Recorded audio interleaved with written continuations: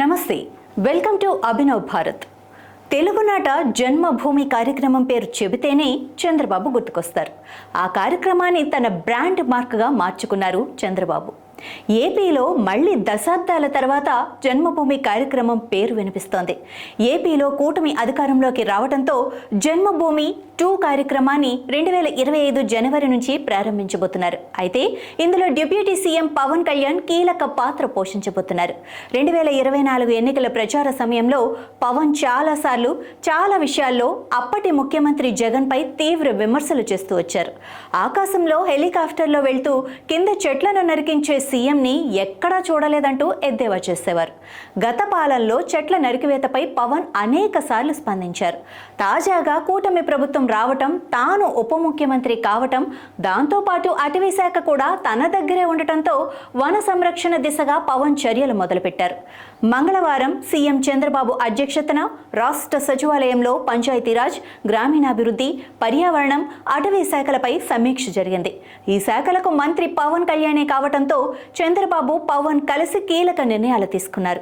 జన్మభూమి 2 కార్యక్రమంలో భాగంగా గ్రామాల అభివృద్ధి కోసం ముందుకొచ్చే వారితో కలిసి పల్లెల్లో అభివృద్ధి కార్యక్రమాలు చేపడతామని చంద్రబాబు తెలిపారు.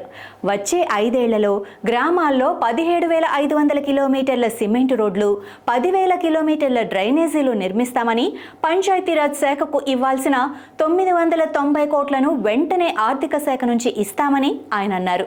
జల్ జీవన్ మిషన్ పథకం అమలు కోసం రాష్ట్ర వాటా కింద 500 కోట్లు విడుదల చేస్తామన్న ముఖ్యమంత్రి అది అత్యంత కీలకమైన పథకమని గుర్తు చేశారు.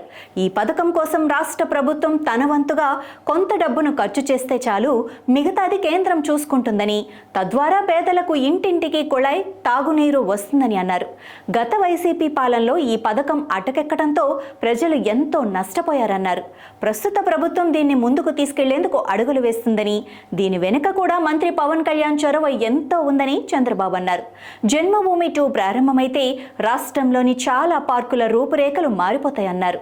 స్కూళ్లు, ప్రభుత్వ ఆఫీసుల దగ్గర కొత్తగా మొక్కలు వేసి పెంచటం, రోడ్లకు 2 వైపులా 4 లేన్ల రోడ్లకు మధ్యలో డివైడర్లపై మొక్కల్ని నాటడం ఇందులో భాగంగా జరుగుతుందన్నారు.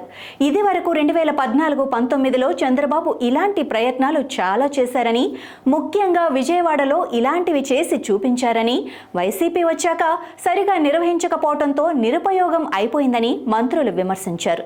చంద్రబాబు నేతృత్వంలో మళ్లీ జన్మభూమి కార్యక్రమం ద్వారా పర్యావరణం, పచ్చదనం విషయంలో గత వైభవం ఖాయమని టీడీపీ నేతలు సంతోషం వ్యక్తం చేస్తున్నారు. నాయకులారా, మీ పనితనం మీ అధినాయకులకు తెలియజేయాలనుకుంటున్నారు. ప్రజలారా, మీ సమస్యలను మీ నాయకులకు తెలియజేయాలనుకుంటున్నారు. ప్రజా సమస్యల పరిష్కార వేదిక మీ అభినవ్ భారత్.